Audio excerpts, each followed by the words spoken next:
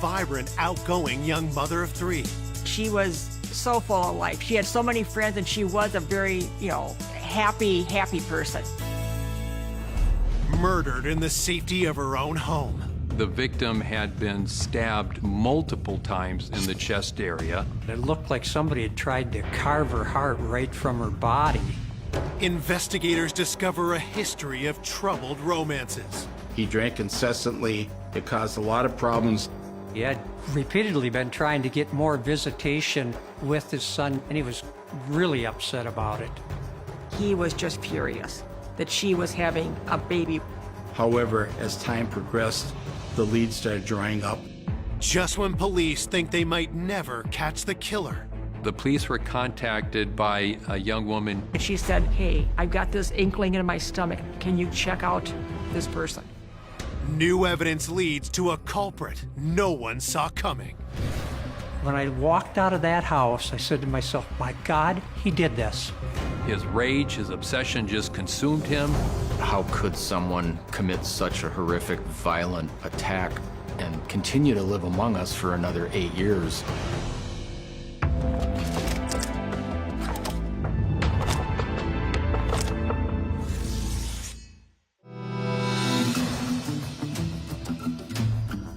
Less than an hour outside Minneapolis, Big Lake, Minnesota feels like a world away from the bustling city. But in February of 1992, this peaceful town is rocked by a horrific discovery. 911 dispatch. What's the problem? My wife is dead. I just came home, and my little girl is here, and she's in the bedroom, and she's been stabbed. I got the 2 kids here. My God, what's happened? Is she breathing? Well, she's dead. She's cold. Oh, my God. Oh, my God. The caller, Charlie Jensen, says the victim is his wife, 39-year-old mother of 3, Linda Jensen. At about 4:18 p.m., I received a call in my office from my lieutenant who indicated that a homicide occurred in Big Lake Township. While patrol officers take Charlie and the 2 children away from the home, detectives arrive and begin their investigation. When I entered the scene, I entered the bedroom, saw the victim lying at the foot of the bed face up, ascertained obviously that that person was dead. She was naked. She had a comforter over her body with a large knife, pinning the comforter to her body, having been stabbed right through her chest. The victim had been stabbed not just once, multiple times in the chest area. There was some dried blood on the corner of her mouth. The individual was cold to the touch. The victim appeared to be dead for quite some time. Even for seasoned detectives, the viciousness of the attack is shocking. I thought it was a horrific overkill with the knife. It looked like somebody had tried to carve her heart right from her body. My theory was the perpetrator was really angry with the individual, and that's why he had stabbed her in such a heinous way. The knife appeared to be like a kitchen steak knife. It was later ascertained that the knife itself had been taken from a butcher block in the kitchen of the residence. After finishing up with the body, investigators examine the rest of the home for clues.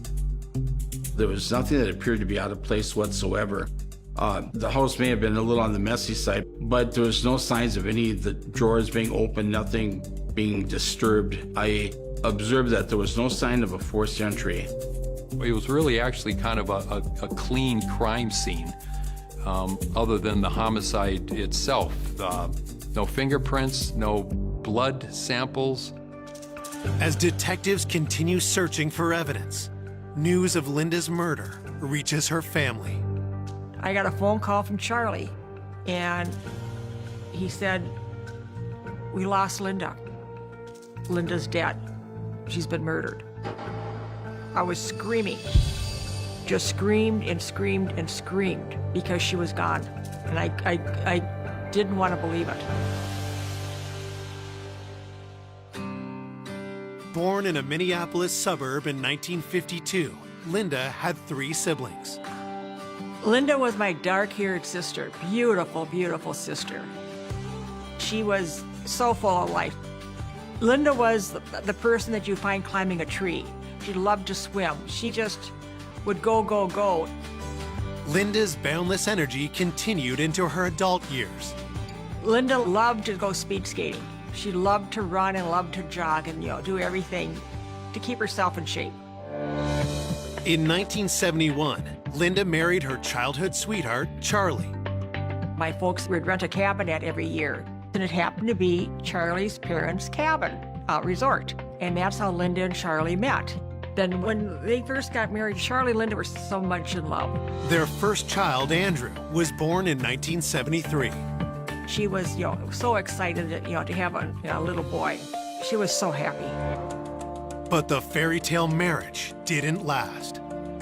They were married for 7 years. When she filed for divorce, it came, out that they were getting divorced. It was because of his drinking. 4 years later, while in a new relationship, Linda gave birth to her second son, Joey. But then, in 1990, Linda and Charlie reunited. Linda still loved Charlie, and Charlie still loved Linda. They remarried on April 4th, 1991, which would have been their 20th wedding anniversary. She was so happy. She was so content. And then she had Lisa on June 12th of 91. As Linda, Charlie, and the 3 children settled down in Big Lake, their future looked bright. She just loved it in Big Lake. They had a few acreages. She was so together with her life. She had so many friends, and she was a very happy, happy person. Now, Linda's loved ones are left asking who took her life so viciously and why. They were very devastated about what occurred to her, and so we wanted to solve this case as quickly as possible. They no longer have a mother or a spouse, and it was a very, very tragic case indeed.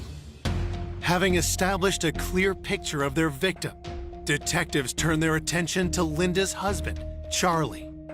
Usually in an investigation, especially a homicide investigation, you usually look at the person closest to the victim. Charlie appeared very upset about the situation, but he was coherent. He was able to give us information. When investigators ask Charlie about the day of the murder, he tells them it was an ordinary day.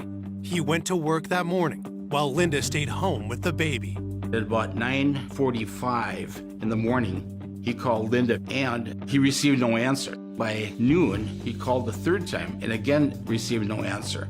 Charlie was a little upset because he thought she would be home, so he left work and he arrives at his residence at about 4:05.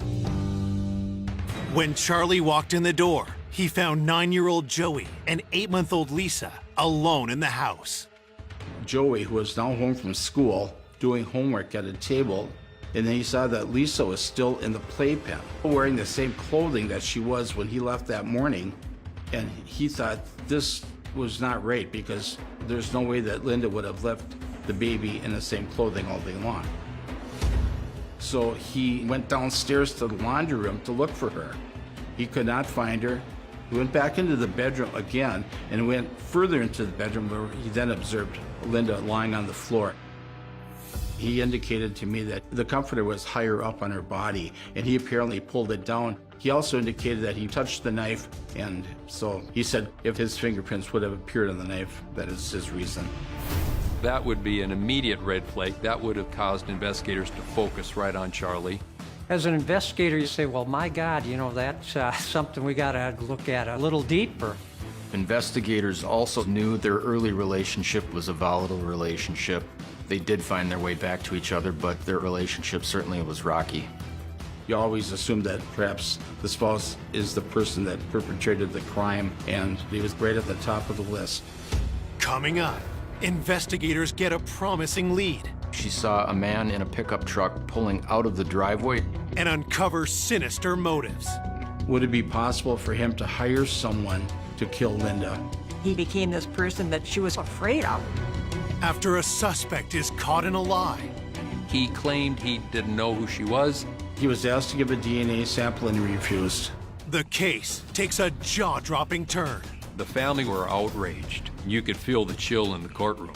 No way in hell. No way could that happen.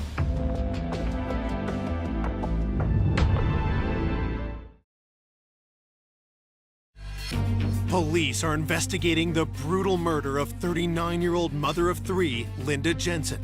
Their first suspect is Linda's husband, Charlie, who has just admitted his fingerprints are likely on the murder weapon. He indicated that he touched the knife. He never pulled it out, but he did touch the knife by the handle. Is Charlie trying to cover his tracks? Searching for a possible motive, detectives ask why he and Linda divorced 14 years ago.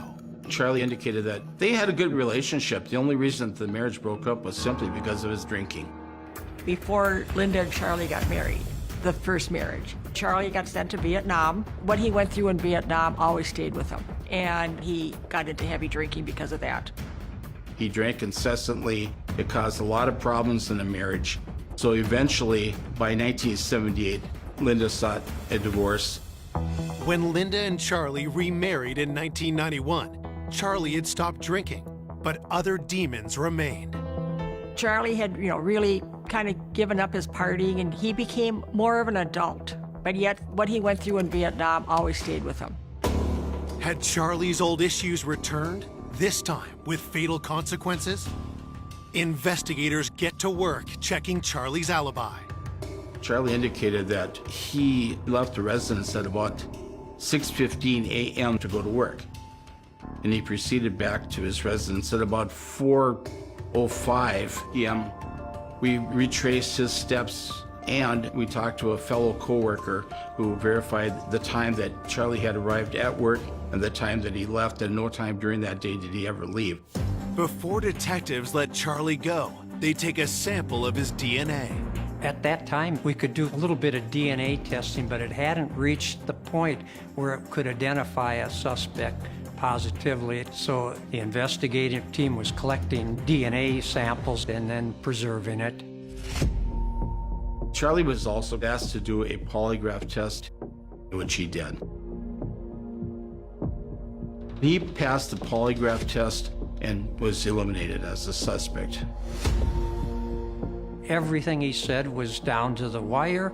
He could not have been the perpetrator in this crime based on the timeline.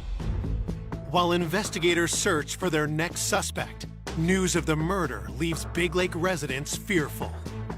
This crime was a shock to the community. It was a smaller community, and they didn't have many homicides. To think that somebody is still out there walking the street and you don't know who, what would be worse? Your house is supposed to be your safety, and to know that she was murdered in her house, that somebody decided to play God and take her life. Who could do that? 24 hours into the investigation, detectives receive their first tip. The investigative team got a call from a rural mail carrier who had claimed that she had been by the Jensen house on the day of the homicide. The mail carrier arrived at the house at around 11:30 that morning, and she said at the time she saw a man in a pickup truck pulling out of the driveway, and she said she got a pretty good description of the man. The postal worker described the truck as an older truck. I believe it was tan, two-tone tan, and it was occupied by a Caucasian male, late 30s, early 40s, kind of a scruffy guy with a beard. We had a sketch artist that was involved in trying to recreate the picture of that person that the mail carrier supposedly saw. The sheriff's office did release that sketch to the media, and it was widely publicized. While investigators wait for witnesses to identify the driver of the truck, officers are sent door to door around Linda's home. At this point, he had no leads whatsoever, so that was the first place we started looking at was the neighborhood itself. And I've had cases in the past that were solved by people that observed something. On this canvas in particular, we were looking to see if any of the neighbors had seen anything or seen a truck or anything suspicious that morning. When detectives hear that Linda's neighbors, the Jones family, may have seen the pickup truck, they immediately knock on their door.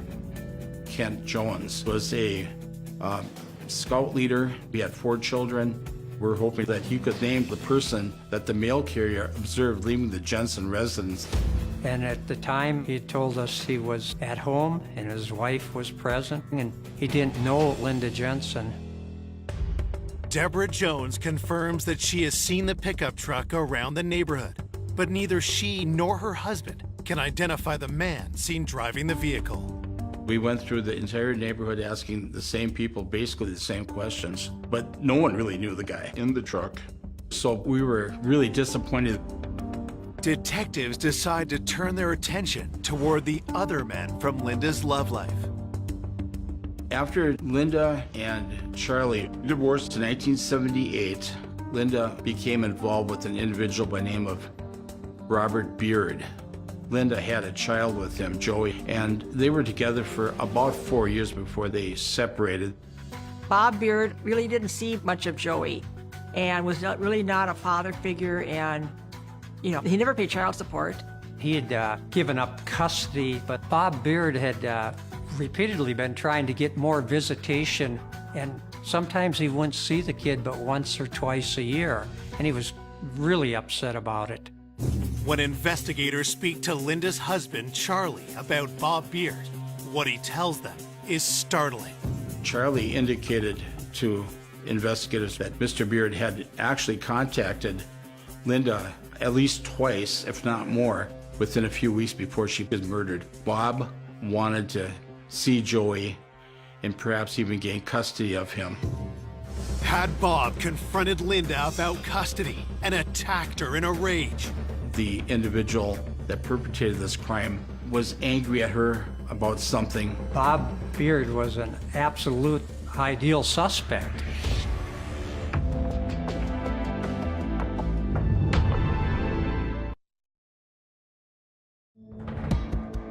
Detectives investigating the murder of Linda Jensen suspect she may have been killed by her ex, Bob Beard, in a battle over custody of their son, Joey.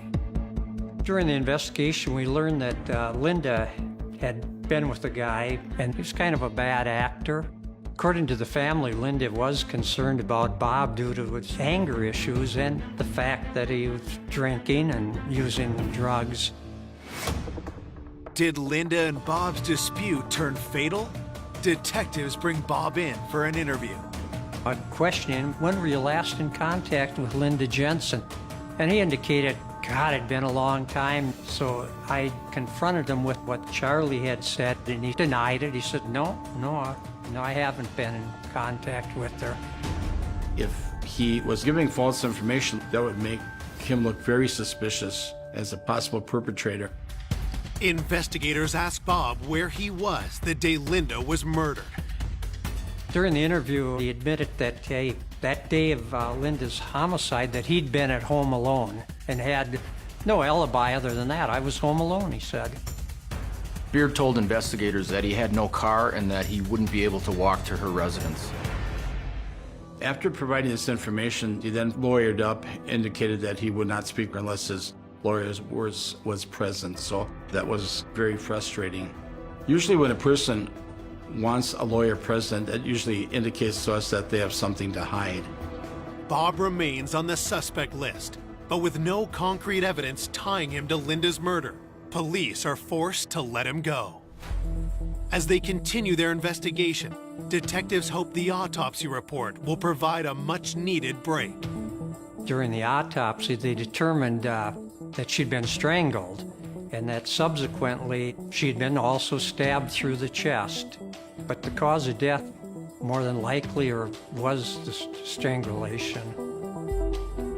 It was also found that she had been sexually assaulted, and then there was a DNA swab taken at that time. She was perhaps being strangled during the time that she was being sexually assaulted, and then she was probably stabbed post-mortem, in other words, after death. Medical examiners also determined Linda's time of death was between 8 a.m. and 10 a.m. Charlie left the home at 6:45 a.m. About an hour later, the 9-year-old son left the home at about 7:45. That left just Linda Jensen at home with her infant child.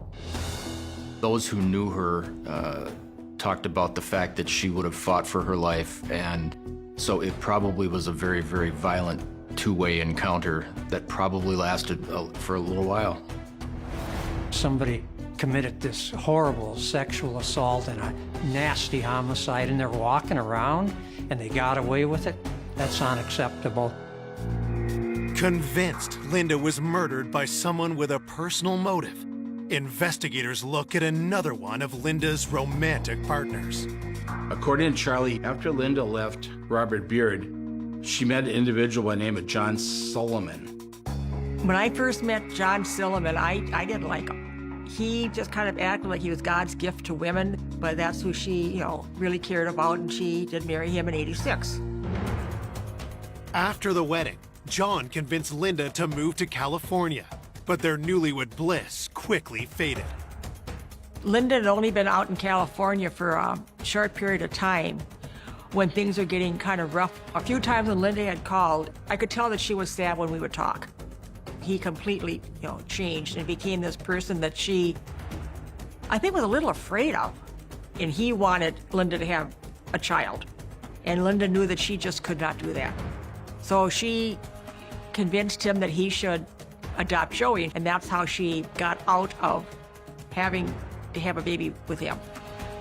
Over the next few years, John's behavior became more troubling. There was one particular time where Mr. Silliman had hit Linda, and they had a major fight. Linda realized she had to get out of that relationship, and she left and came back to Minnesota. At this point in time, Charlie was sober, and Linda actually wanted to get back together with him again because, as they said, they always loved each other. When Linda left Mr. Silliman, Linda requested that Mr. Silliman provide child support for Joey. And this was a real bone of contention with him because he felt that she had talked him into adopting him. And then after he adopts Joey, she leaves him, and then he is stuck with the child support. A judge orders John to pay Linda $300 a month. But then, John receives even more shocking news. Linda got pregnant with Lisa, and when the divorce papers came to John, and it did have to state in the divorce papers that she was pregnant, but it wasn't his child. He was just furious that she was having a baby with Charlie, and she wouldn't have one with him. Did Linda's news push John over the edge? He'd made several phone calls, we were told, that weren't too pleasant with Linda. So he was a potential suspect. Could he have come back and committed this homicide?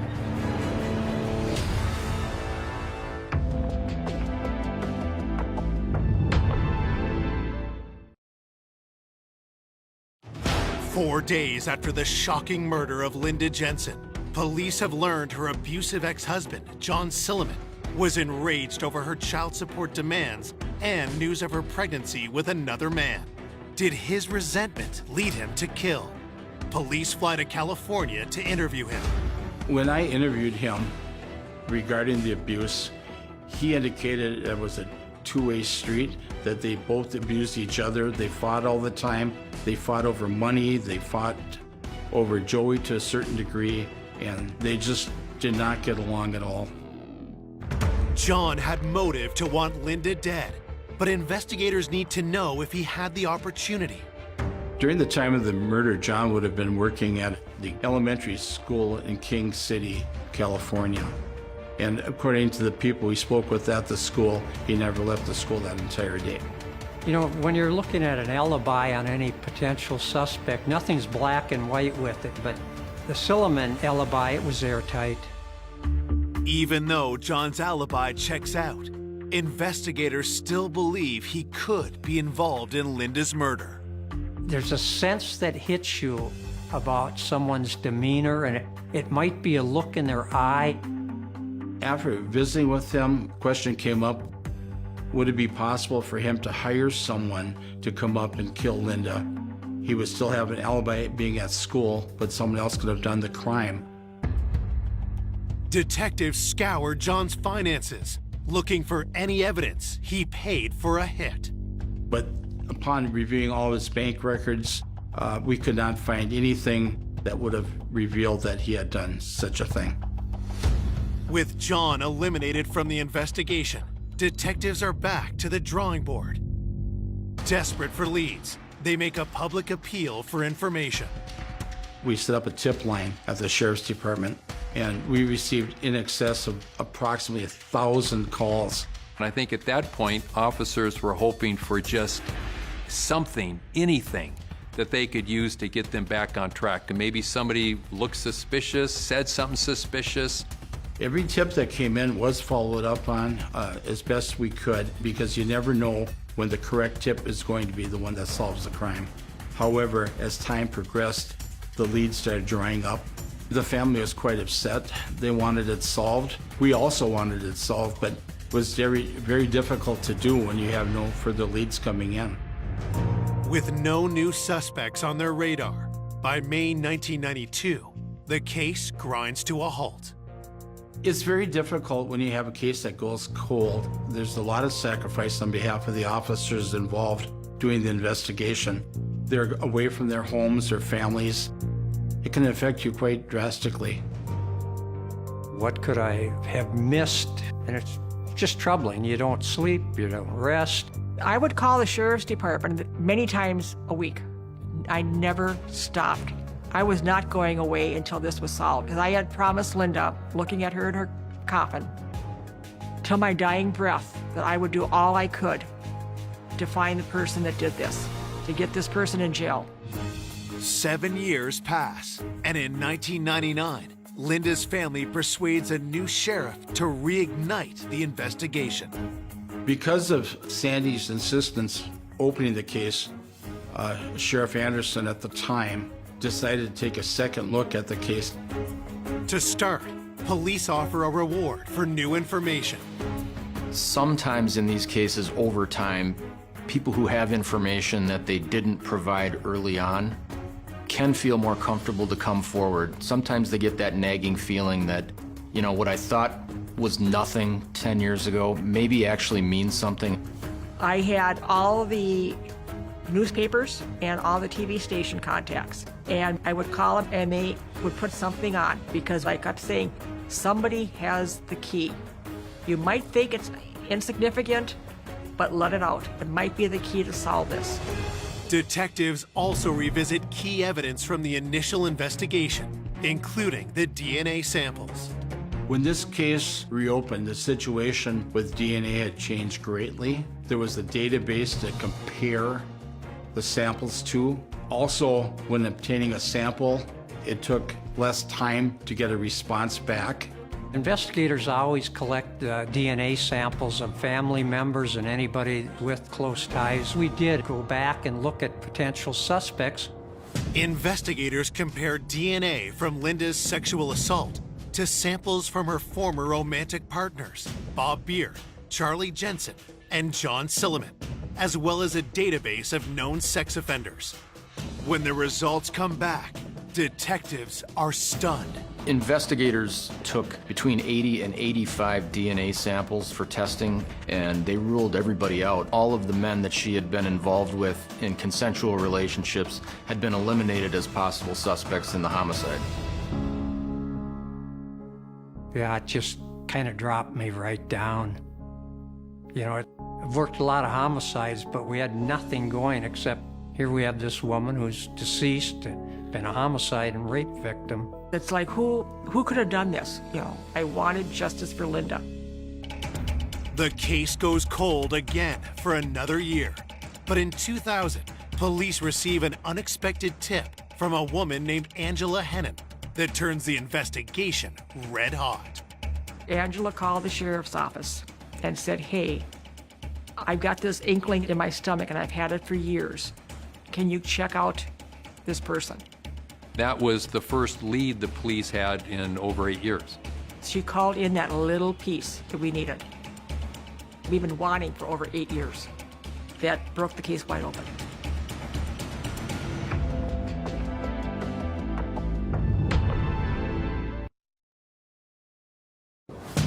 Police investigating the 1992 cold case homicide of Linda Jensen have just received their first tip in 8 years.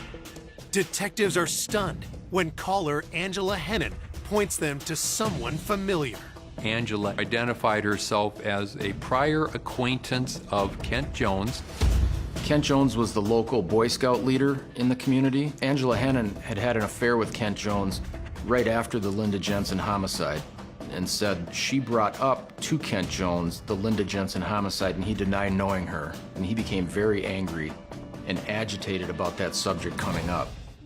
A few months later, Angela indicated that when she was talking to Mr. Jones, he indicated that he knew Linda quite well. He saw her jogging past his residence, he visited with her, and he basically changed his story completely from what he told her previously.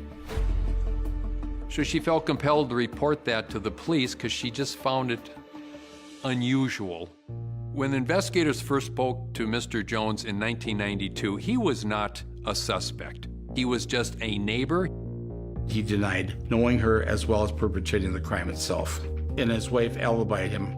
She said that he had been home that entire day. So obtaining the information that Mr. Jones did in fact know Miss Jensen, at least collaterally, told investigators right away that he had been untruthful or deceptive with them. Well, as an investigator hearing that type of a story, I would think that he has some involvement. There's something that is not right and needs to be followed up further. Detectives dig into Kent Jones's background. At the time of the killing, Jones was the leader of the local Boy Scout troop, church-going family. He and his wife Deborah had kids. Certainly the persona of him was that he was a fun-loving, good-natured, well-liked guy. But as they dug deeper, investigators opened up a different side to him, what he wants you to believe. Mr. Jones had a lot of skeletons in his closet. Outwardly, he seemed like a family man, and inwardly, he had a very, very dark side to him. He had a criminal history. He rented a storage locker that one night caught on fire. Mr. Jones entered a claim to the insurance company, and as it turned out, he probably had about $35,000 worth of items in that locker and not several hundreds of thousands that he claimed. It was an overclaim, and he was subsequently investigated and charged with defrauding the insurance company. Investigators then discover an even darker side to the father of four. There'd been some suspicion that he'd been abusive with his wife in the past. I read a report that Mrs. Jones had been stabbed. She apparently slipped and fell onto the open dishwasher, and her body was pierced by a knife that had been put into the dishwasher handle down. And I think some people looked at that and wondered, did that really happen that way? That just doesn't make sense. Investigators were very suspicious about those circumstances. She, however, stuck to that story and never pursued any charges against her husband. If Mr. Jones was the person that stabbed her, this is in line with the same thing that happened to Linda Jensen, in that she was stabbed, and it shows that he has a propensity for violence. Armed with the disturbing new profile of Kent, detectives pay him another visit, this time as a suspect. They went back to re-interview him and asked him again if he knew Miss Jensen or knew anything about her. He claimed he knew nothing about her, didn't know who she was. Present at that time was Kent Jones's wife, and she indicated, "No, don't you remember? She was here visiting you about Joey joining the Cub Scouts?" And he got very angry with his wife at that point. Caught in a lie, Kent changes his story. He admitted that she used to jog by his house, and they had had conversations in the past. They also asked him point blank if he had had any kind of an affair or if he was involved sexually with Miss Jensen, and he became angry and very defensive. At that point, he was asked to give a DNA sample, and he refused. After 8 years of investigation, he was the first person to refuse to provide a DNA sample voluntarily. That, of course, raised another huge red flag. When I walked out of that house, I said to myself, my God, he did this. I had such a strong feeling, but it's not evidence. Officers went to the local district court judge and applied for a search warrant in order to obtain a DNA sample from Mr. Jones. With their warrant in hand, investigators collect Kent Jones's DNA to compare to evidence from the crime scene. Mr. Jones's sample of DNA was sent to the crime lab, and within a short period of time, we got the results back and the DNA matched. It was a match on almost every level. There was no question that the DNA at the crime scene came from Mr. Jones. Thank God they got him. I knew this son of a bitch did it. So I wanted him gone. Sheriff Anderson called and he said that, I want you to get everybody together. We are making the arrest after you're all here. When they said the name, we had no idea who this guy was. In those 8 years, I never thought I'd be a neighbor. On July 25th, 2000, Kent Jones is arrested and charged with the first-degree murder of Linda Jensen. Despite the DNA match, Kent insists he's innocent. You're going through scenarios with him to determine what he reacts to or bites on. And if we can get that confession, and none of those scenarios worked with him.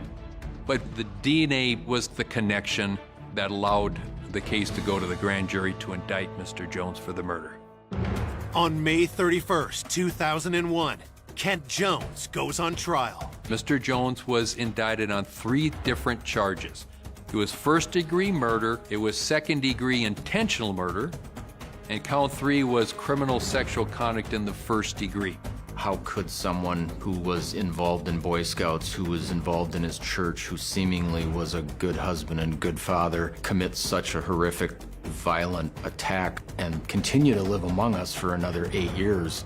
But people looked at the fact that there was a DNA match. They looked at the other evidence presented at the trial, and people thought, this guy really did it. But when Kent Jones takes the stand, his testimony takes everyone by surprise. There was a major development that caught literally everybody off guard.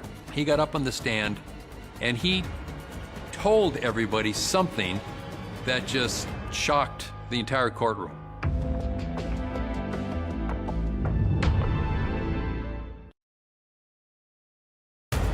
Nine years after Linda Jensen was raped and killed, neighbor Kent Jones is on trial for first-degree murder.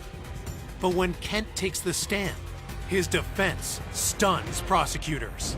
Under oath, in court, in front of the jury, he testified that he had actually been having an affair with Linda Jensen. Mr. Jones's defense was that he was having consensual sex with Linda. And that's why they found the DNA when they did the autopsy on Linda. The family were outraged. You could feel the chill in the courtroom. No way in hell. No way could that happen. He murdered my sister, and he's trying to murder her reputation. And how dare he? And I had to tell the family, I am sorry, but this is Mr. Jones' day in court.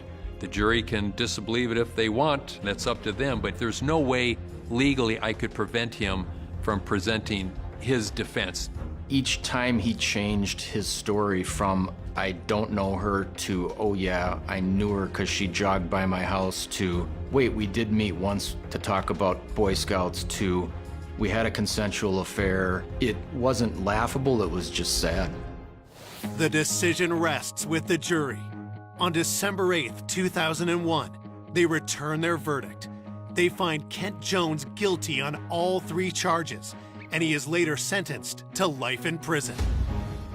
I think after all of that, there was a great sense of relief from the family that, you know what, we don't believe this.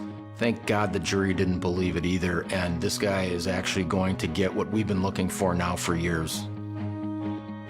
After he was sentenced and he was taken out of the courtroom, the jurors came up and were giving us hugs. And you know, I'm thinking it's got to be over.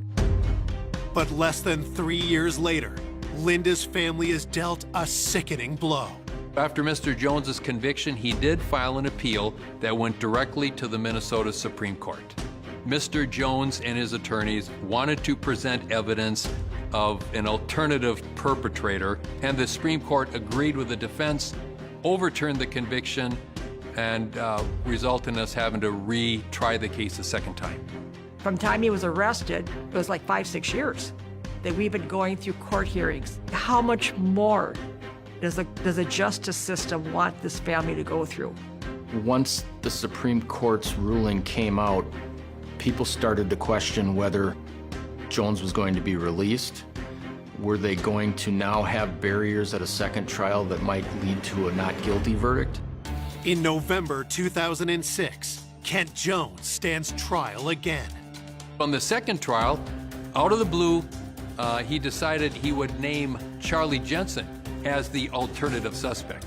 He still claimed he was having an affair, but this time he testified that he had intercourse with Miss Jensen the morning of the murder. Kent Jones claims that when Charlie arrived home and discovered the affair, he murdered Linda.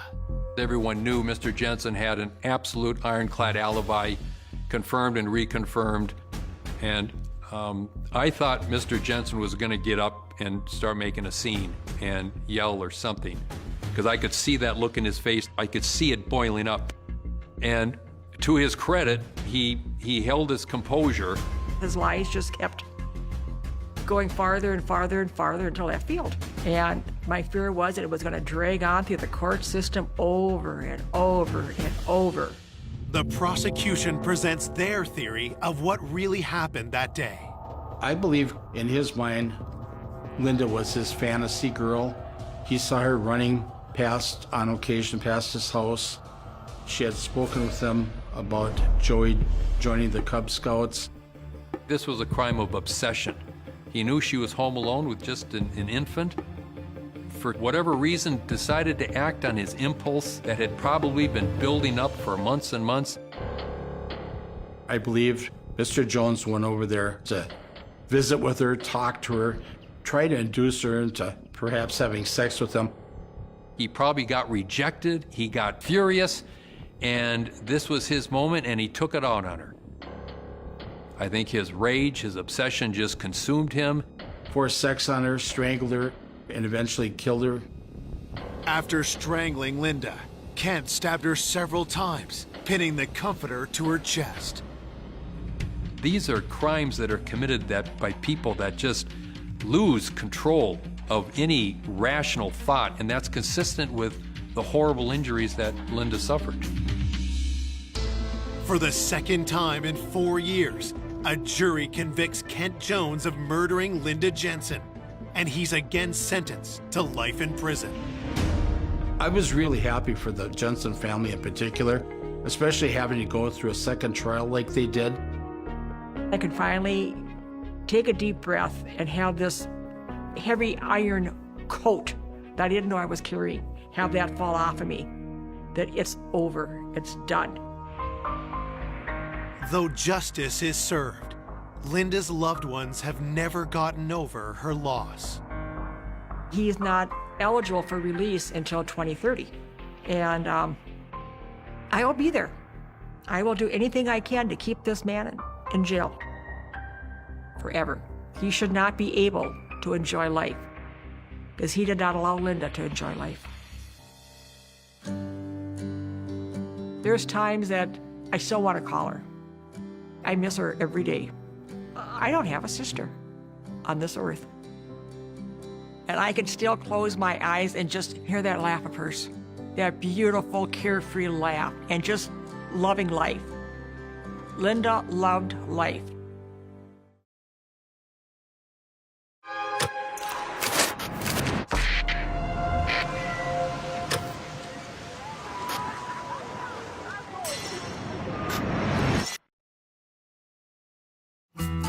A loving mother with a selfless spirit. I remember her laughter. You could hear Mother laughing from 2 rooms away. She was really representative of the goodness in people. She loved her community. They loved her. Is stabbed to death in a horrifying attack. It was gruesome crime scene. There was a lot of blood. The perpetrator left the victim with a 2-pronged serving fork sticking out of her throat. The amount of devastation led us to believe that it definitely was a crime of passion. Suspicion falls on those closest to her. He was the husband that last saw her alive. He didn't really show any signs of grieving. He failed the polygraph. My first thought was that it was a domestic assault. Her son had an argument with his mother that morning. A neighbor had seen a teenager running away from the home that day. Months go by without an arrest. We kept wondering, why is it so hard to capture a murderer in this small town? Then, just as the case is in danger of going cold, police uncover a dire warning The note threatened more violence. that leads to a deranged killer no one could have predicted. Wow, we didn't see that coming.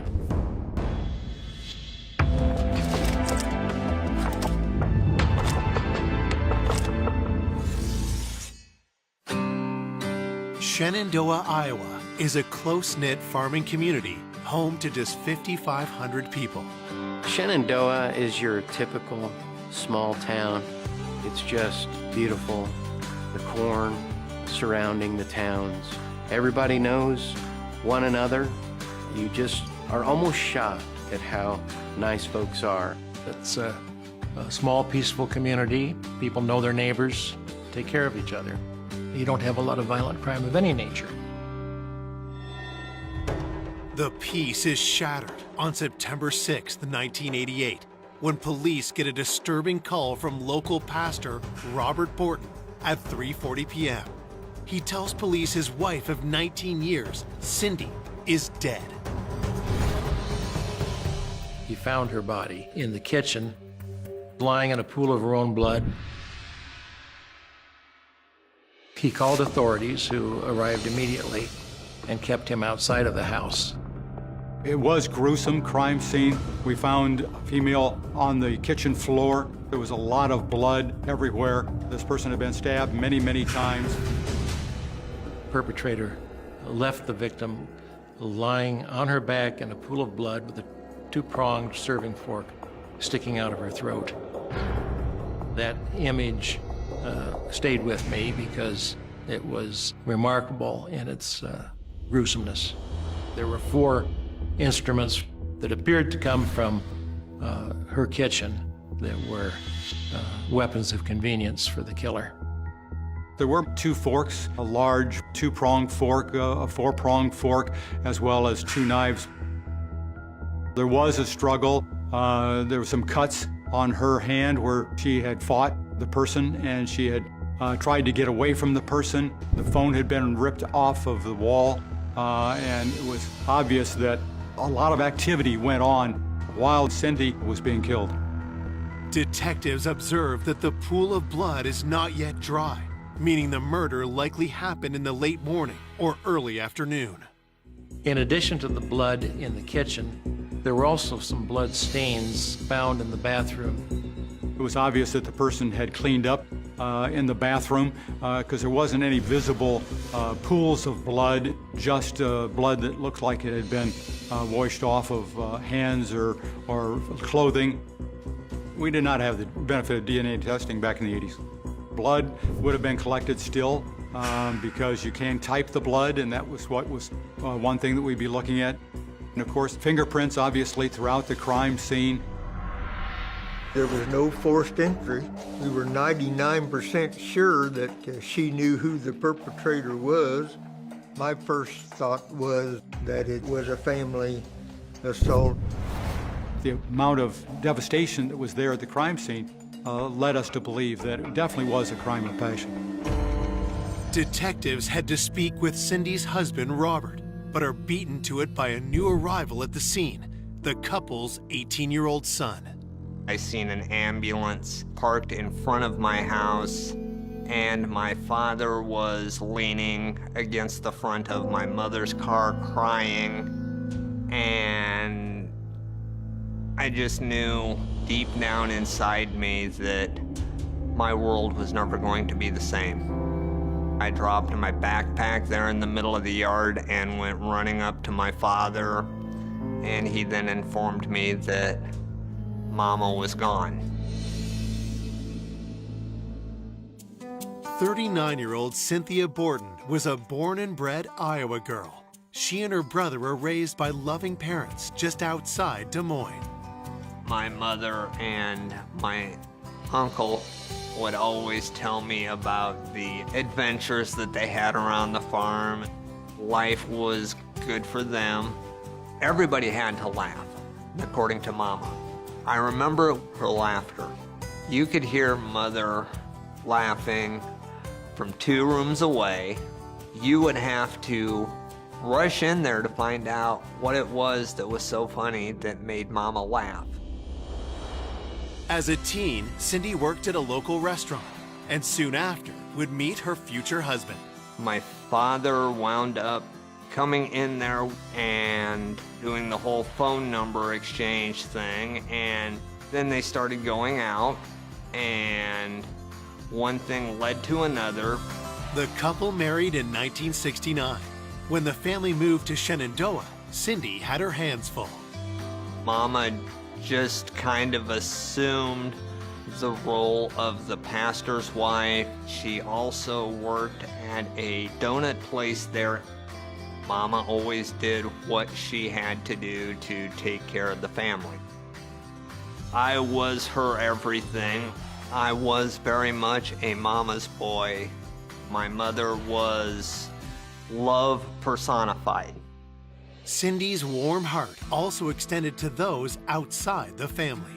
Mama always had an open door policy for all of my friends. They always knew that my mother was there to be a second mother to them, somebody that they could talk to, that she never passed judgment on anybody. She was also very good with giving out the hugs. Mama was always there to give you a hand back up if life knocked you down. Cindy loved her community. They loved her. She was really representative of a small town in Iowa, the goodness in people. Cindy's death leaves many in the community wondering who could have killed her. Investigators have an idea on where to start. Back in that time, about 85% of all homicides in the state of Iowa were committed by someone close to the victim. A husband is always a major suspect at the time we see a homicide like this, especially one with so much rage involved.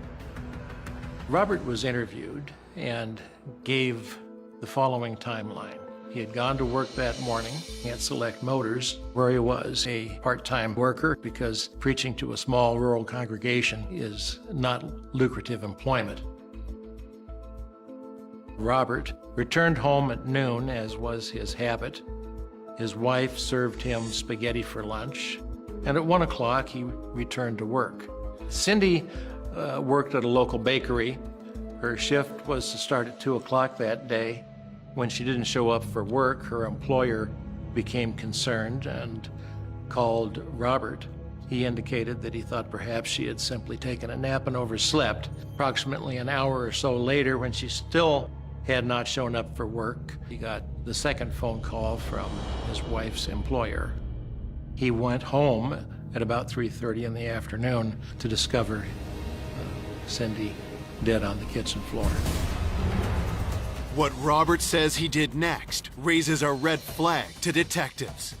After finding his wife and then calling to get some help, he took the dog out instead of, being there for his wife or trying to do something for his wife. He said he wanted it to be tied up so that the ambulance people wouldn't have to deal with his pets. That was very unusual and very strange.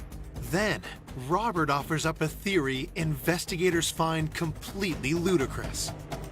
Bob was saying that his wife could have just tripped and fell onto this fork. That was totally not plausible. It didn't make any sense whatsoever. It's just, I can't imagine anyone ending up in a situation, and certainly not with the amount of blood that was found there at the scene too. He thought that it was an accident. And that really raised eyebrows. How could you possibly think that someone had just fallen? You just think, well, this is someone who snapped. Bob Borton was our prime suspect immediately after the death of Cynthia Borton because, first of all, he was the last person to see her alive, and then he also was the one that found her. Coming up, suspicion swells around Cindy's husband. His work clothing was laundered before investigators had an opportunity to examine it for blood spatter. What does Robert Borton have to hide? The only thing I want him to say is, I did it. While police dig for evidence against their top suspect, a threatening clue sends shockwaves through the town. There were a great many different and wild rumors, leaving notes at the scene. Cynthia Borton ain't nothing compared to what's coming. And hints such as the NS Night Stalker. This story just got even more crazy and more sensational and more scary.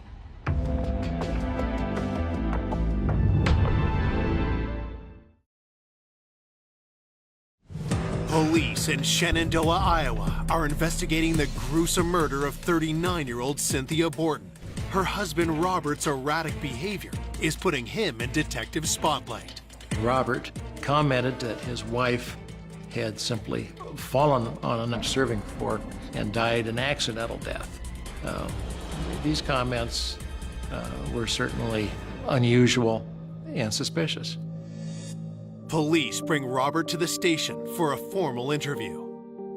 Bob did have a very strange personality and strange mannerisms about him when he was interviewed. He didn't really show any signs of grieving. You would have expected that a man having just lost his wife would be very emotional at the time he was being interviewed, but we didn't see that with Bob Borton. He was very matter-of-fact. He was just so casual in talking even about finding his wife. He acted like that was just everyday thing. You know, it's just like talking about, well, what's the weather going to be like today? Detectives question Robert about his relationship with Cindy. He told us about, having arguments once in a while. He went in kind of a defensive mode about the questioning. When they're reacting like that, it does put up a red flag like that. Investigators try to provoke a telling reaction out of Robert. He didn't get upset when I accused him of being the one responsible for his wife's death. He didn't show sadness, he didn't cry. His stoic but unemotional denials only increased their suspicions. At that point in time, Bob Borton couldn't be held at all. We had no evidence to show that he was responsible. We had no information other than his matter-of-fact attitude. Robert provides fingerprint samples, but with nothing concrete linking him to the murder, investigators must let him go. This, frankly, was frustrating to some of the investigators involved in the case. Cindy's body has been sent to the medical examiner's office for an autopsy. While police wait to learn a specific time of death, they look to verify Robert's whereabouts. His boss alibied him for the time that he said that he was at work that day.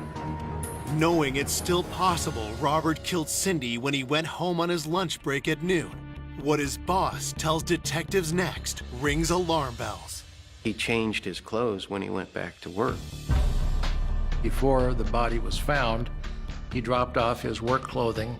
It was laundered before investigators had an opportunity to examine it for blood spatter. Had this all been part of Robert's well-executed plan?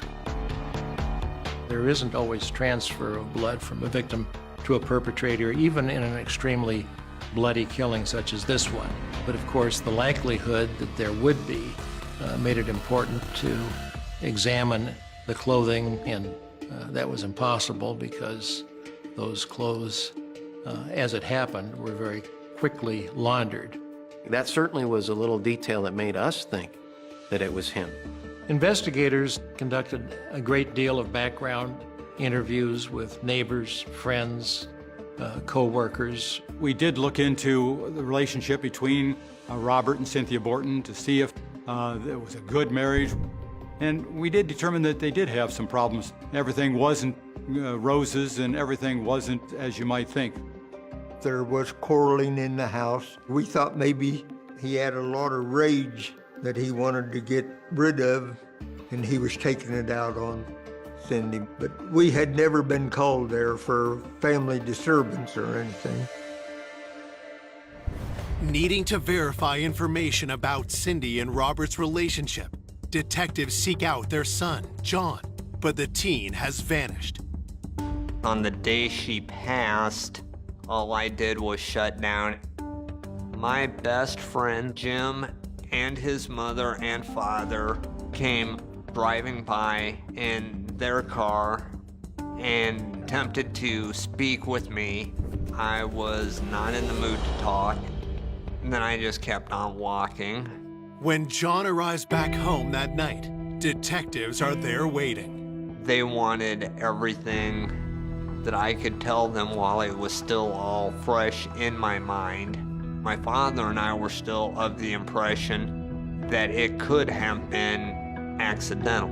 When asked about his parents' relationship, John admits there were problems. There was some disagreements and a little bit of an argument, and then they realized that could I actually find anybody better for me? The answer they came up with was no, so it's like we were happy one time. We need to figure this out, get it worked out. That whole part of the wedding vows of till death do us part, they both took that very seriously. John is too upset to say much more. Police end their conversation, but plan to talk with him again when he's less distraught.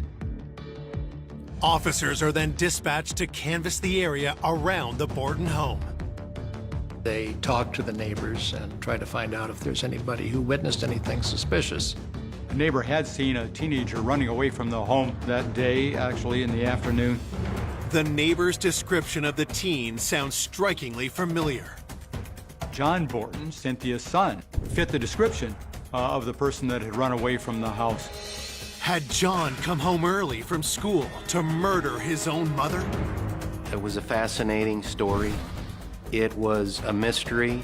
He seemed like your typical teenager. Bob Borton and also John Borton were the main and only suspects. That in itself was the shocking part.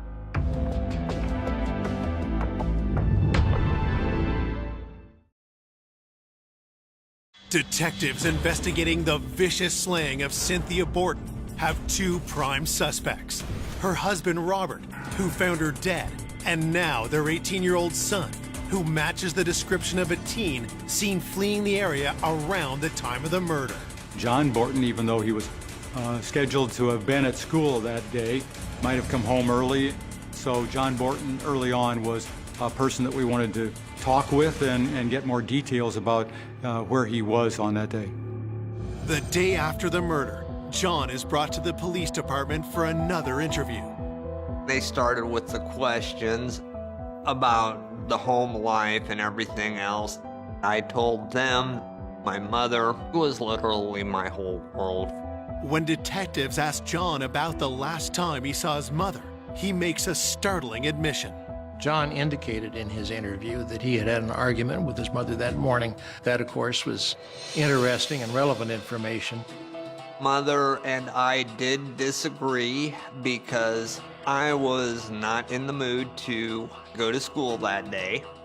My last words to my mother that day were a bit harsh. I have zero pride or pleasure that I can take from that particular morning. John maintains he was at school the entire day, but he didn't have any classes between noon and 3 p.m., the approximate window of time when detectives suspect Cindy was murdered. The whole tone of the investigation changed. They were considering me personally to be a suspect. Who on earth could think that I would do this to my mother? In a household with 3 people, the 2 surviving occupants would always be interviewed and looked at to see if they had an alibi. We tried to determine with anybody at the school to make sure that they saw him there and to make sure that he was, in fact, in school, not just that he was supposed to be in school, but that people actually did see him there during that day. Investigators took aside 2 of John's friends, Jim and Jackson, to find out if there was anything that might cause them to be concerned about John as a suspect. The teens can't confirm John was at school the entire day, but they're adamant he's not the killer. One of the first people to console him about his mother's death was Jim Bettis. Friends of John Borton said Cynthia Borton's murder had been true devastation for John.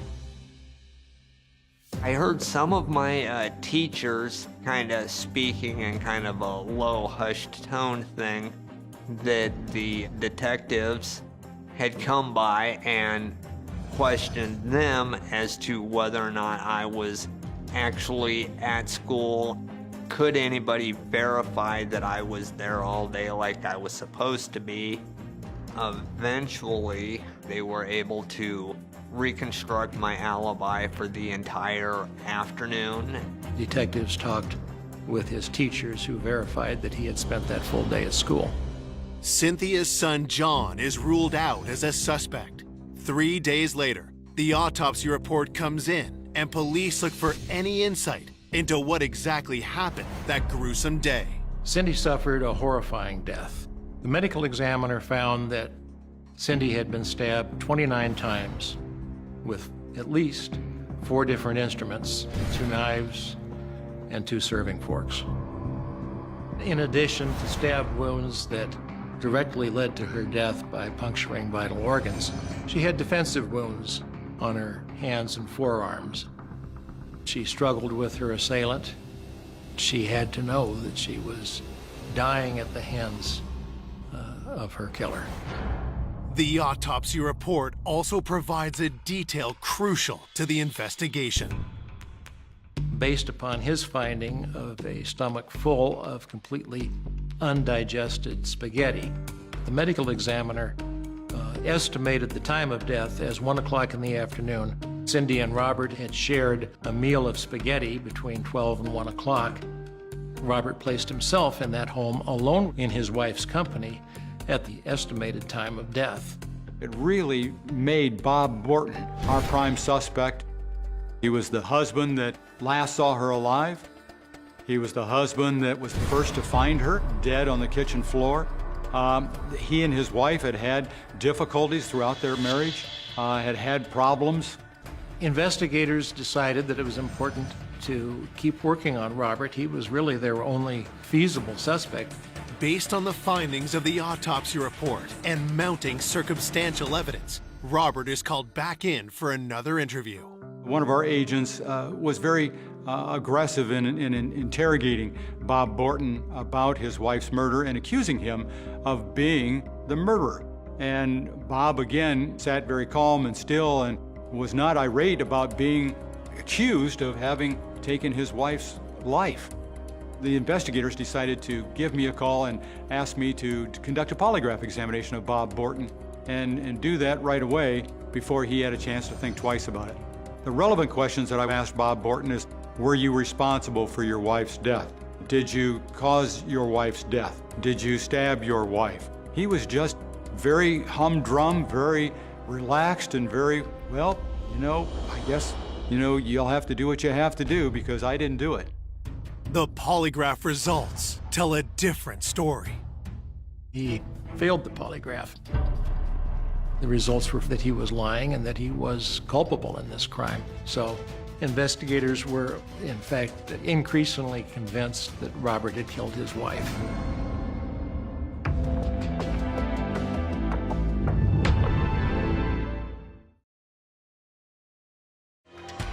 One week after the gruesome murder of Cindy Borton, her husband Robert, the prime suspect in her murder, has just failed a polygraph. When I did see those results, the thing that next happens is for me to go in and interrogate him and try to determine why he was being deceptive.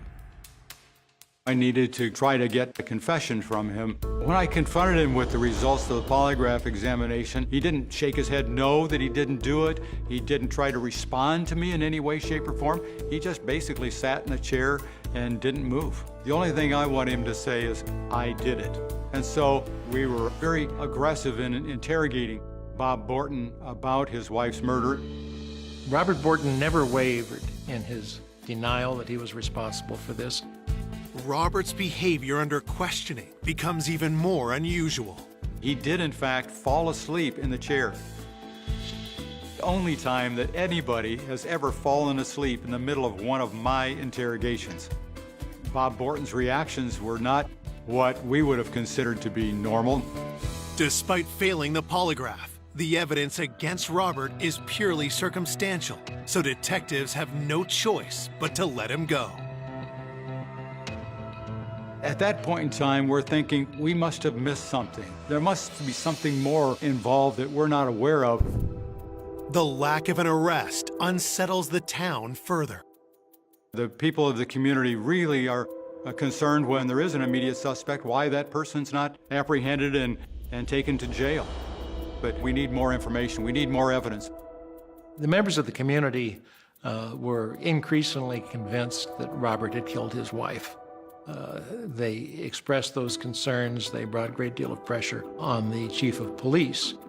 The public was just as anxious to get it solved as the police was. We wanted to get this case cleared up so gossip and things would die down after, of course, this happened. He wasn't preaching for a while, and then people just quit attending. There was a real change my father noticed. People who were open and friendly with him, all of a sudden, they quite often would go as far as to cross the street so that they would not have to walk near him, would not have to speak with him. I did my best to at least attempt to continue my life as well as I could. Laying Cindy to rest is tough on the young teen. The only time I can remember my mother having a brand new dress was the one bought for her to bury her in. It's the only brand new dress I ever recall her having. 2 months after Cindy's murder, Robert and John leave Shenandoah. It was unbearable for my father to continue to live there. People who he thought had been friends before had shut him out. He moved to a town 3 hours away, and we watched his movements, where he went, who he was meeting with. The police were really struggling because they had nothing. They had no one else. 2.5 months later, when the state crime lab sends investigators the results of the fingerprint analysis, they hope it'll be the crucial evidence for which they've been waiting. Robert's fingerprints were not found on any of the murder weapons or the phone. This, frankly, was frustrating to some of the investigators involved in the case. It was solid evidence that someone other than Robert Borton was very possibly the guilty party in this murder. The news is a huge blow to the investigation. It's concerning whenever cases are not immediately solvable, and as time passes, the prospects for solving them become smaller and smaller. We just waited for authorities to make an arrest. And when they didn't make an arrest in the months that were going by, that's when we started to realize this is somebody that they don't know who it is. 3 months after the murder, as detectives redouble their efforts to unearth new suspects, another crime in Shenandoah comes to their attention. In the weeks preceding and following the murder of Cindy Borton, there were arsons in the town of Shenandoah. Even though arson is a different crime than murder, it's a violent crime. And when one has a series of violent crimes, in this case, the arsons and a murder, all occurring within a matter of weeks, it would be only normal to at least examine the possibility of a connection between the two. On November 30th, another arson occurs, and a clue found at the scene leaves investigators stunned.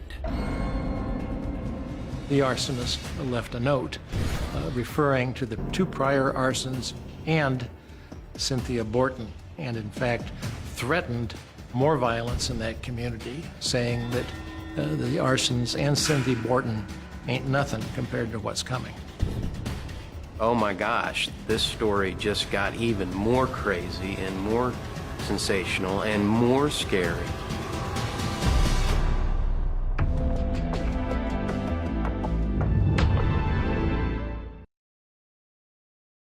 Detectives hunting the killer of Cindy Borton have just received a mysterious clue linking her murder to a series of arson fires across town.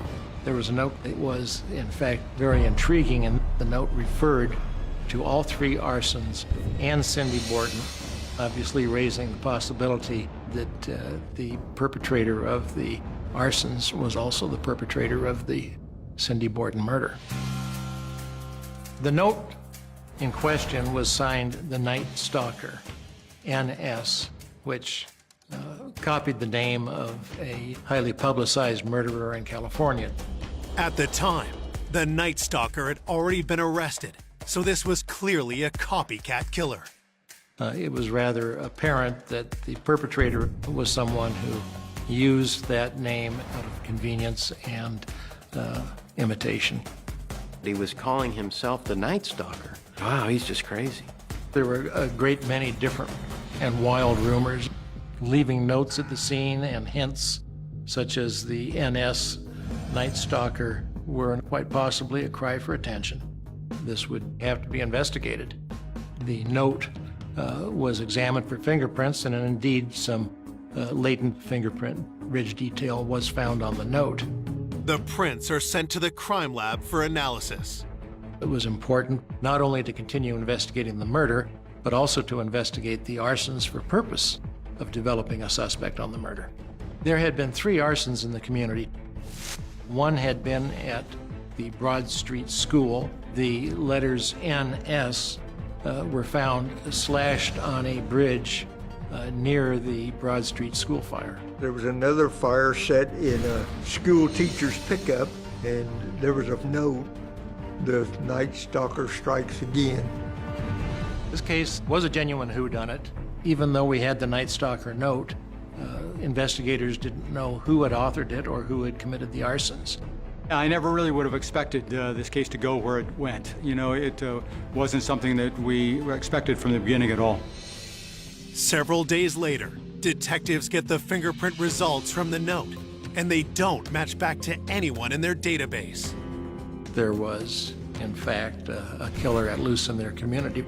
As every week went by, and then the months, we kept wondering, why is it so hard to capture a murderer in this small town who committed a murder in such a shocking, unbelievable manner? On January 31st, 1989, police finally get a break in the case.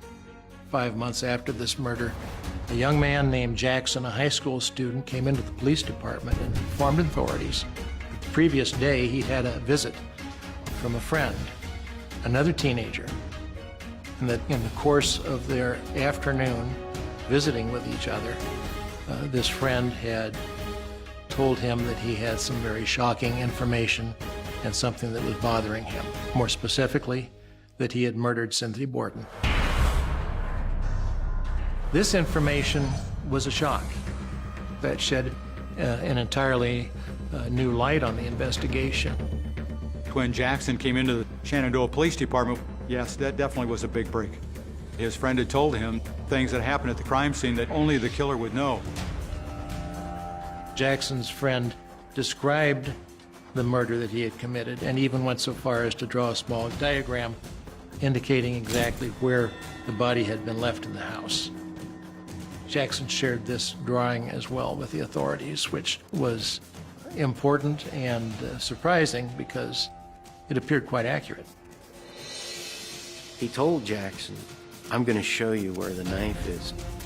And he did that. And that's when Jackson realized, oh, he's really done this. And later that day, even though he was sworn to secrecy, he thought about his own mom and how the killer had been a guest in their house, and he thought, wow, that could have been my mom. So it wasn't hard for him to go to the police after that. At this point, investigators were aware that Jackson had indeed very likely spoken to Cindy Borton's murderer. Jackson said that James Bettis was the one responsible for killing Cynthia Borton.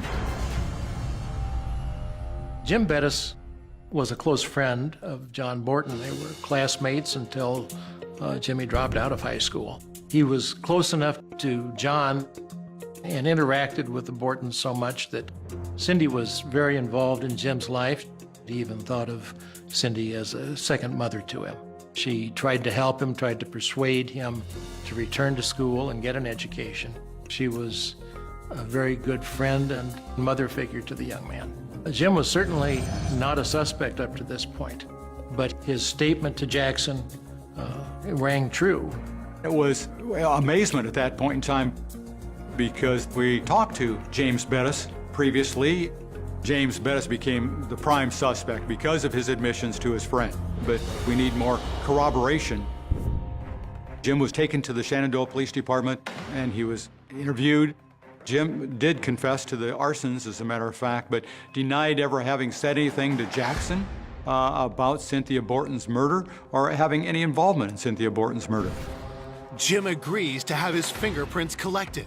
He's also willing to undergo a polygraph. During the polygraph examination, the questions I was asked were, was he involved in the death of Cynthia Borton, specifically whether he was the one that committed the crime. Jimmy Bettis insisted throughout that he did not kill Cindy Borton. When I quantified the polygraph examinations and I actually gave a numerical figure to each of his reactions, if they're over a -6, that strongly indicates to us that he's deceptive. James Bettis came up a -23. So there is absolutely no question he was specifically was the one involved in Cynthia Borton's murder. It was a big shock, and it really left us, and I think everyone, scratching their head. Wow, we didn't see that coming.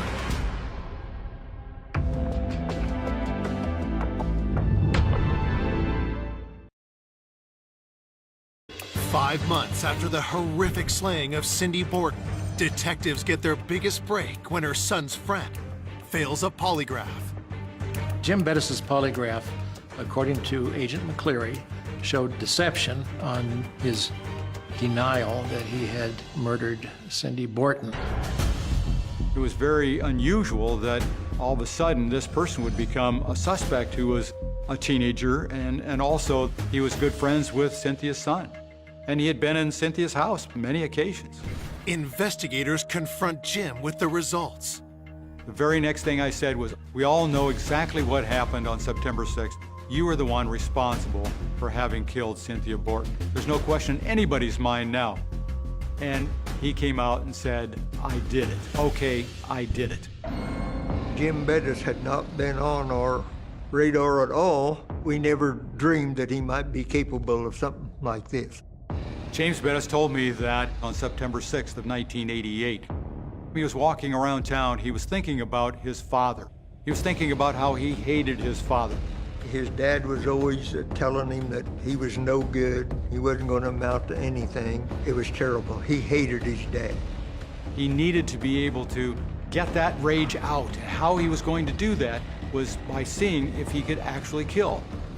His statement was that he wanted to kill his father, but that he knew he couldn't get that job done, and so he killed someone who was far more vulnerable, and that Cynthia Borton was a victim of convenience.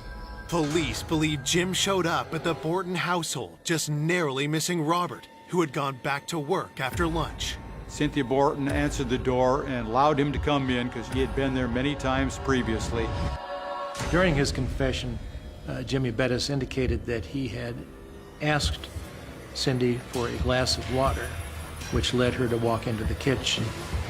He followed her there, approaching her from behind, and grabbing a knife, immediately slashed her throat from behind. He stated he had used a pocket knife of his own in addition to Cynthia Borton's kitchen utensils.